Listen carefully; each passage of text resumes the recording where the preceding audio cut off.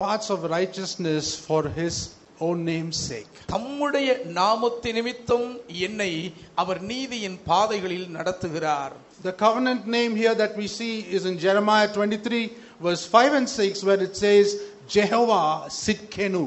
இங்கே நாம் பார்க்கிற உடன்படிக்கை நாமம் எரேமியா 23:5-6 வசனங்களிலே யெகோவா சித்கேனு என்பதாகும். The Lord is my righteousness. கர்த்தர் என் நீதியாய் இருக்கிறார். My righteousness is like filthy rags. என்னுடைய நீதி எல்லாம் அழுக்கான கந்தையை போன்றதுதான். It is only because of Jesus Christ I receive my righteousness. இயேசு கிறிஸ்துவினால் மாத்திரம்தான் நான் என் நீதியை பெற்றுக்கொள்கிறேன். When I looked at the cross of Calvary, Jesus gave me his positional righteousness. Kalvari சிலுவையை நான் அண்ணாந்து பார்த்தவுடனே அவருக்கு சொந்தமாயிருக்கிற பூர்வீக உரிமை சொத்தான நீதியை கர்த்தர் எனக்கு கொடுத்தார். My righteousness account in my bank was 0, but God put in his righteousness for me to start a righteousness account. என்னுடைய நீதி வங்கி கணக்கிலே வெறும் பூஜ்ஜியமாய் இருந்த பொழுது ஒரு புத்தம் புது தொடக்கத்தை நான் ஏற்படுத்திக் கொள்ளும் வண்ணம் தேவன் தம்முடைய நீதியை என் வங்கி கணக்கில் போட்டு என்னை ஓட வைத்திருக்கிறார். If I ever have righteousness in my life, it is because of Jesus Christ who deposited that righteousness in me by dying for me on the cross of Calvary.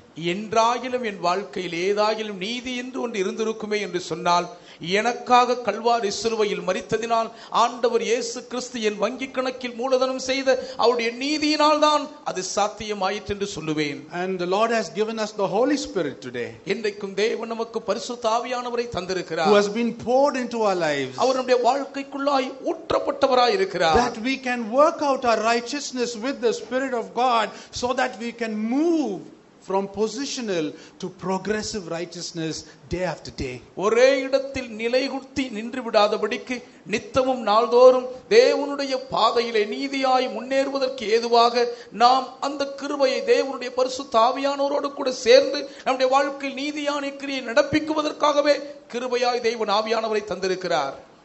If you look into the word Sidkenu, சித்கேனு என்ற வார்த்தையை சரியாய் உற்று நோக்குவோமானால் I am reminded of Melchizedek. இங்கே மெல்கிசேதேக்கு தான் எனக்கு நினைவுக்கு வருகிறார். The Hebrew word that comes in there talks of walking a straight or a stiff path.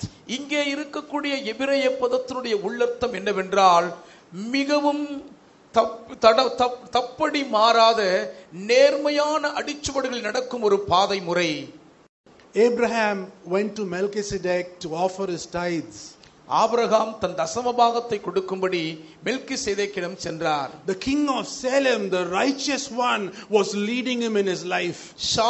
சாலோமின் ராஜாவாய் இருக்கிற நீதிபரர் ஆபிரகாமுடைய வாழ்க்கை பாதையில் அவரை வழிநடத்தி செல்லுகிறார். Paul brings it out beautifully in the letter to the Hebrews, Paul or whoever the author is, that Jesus Christ is from the order of Melchizedek. ஆக்கியோன் இன்னார் என்று தெளிவாக வெளிப்படுத்தவில்லை என்றாலும் எபிரேயரின் ஆக்கியோனாய் கருதப்படும் பவுலடியார் இயேசு கிறிஸ்து மெல்கிசேதேக்கின் முறைமையின்படி ஆசாரியரானார் என்ற வழிமுறையை சிறப்புற தொகுத்து கொடுக்கிறார். Jesus is our righteousness. He is the one for his own name's sake he leads us in the paths of righteousness. இயேசு கிறிஸ்துவே நம்முடைய நீதியாய் இருக்கிறார். அவர்தான் தன் சொந்த நாமத்தின் நிமித்தம் நம்மை நீதியின் பாதைகளில் நெறித்தவராமல் நடத்தி செல்லுகிறார்.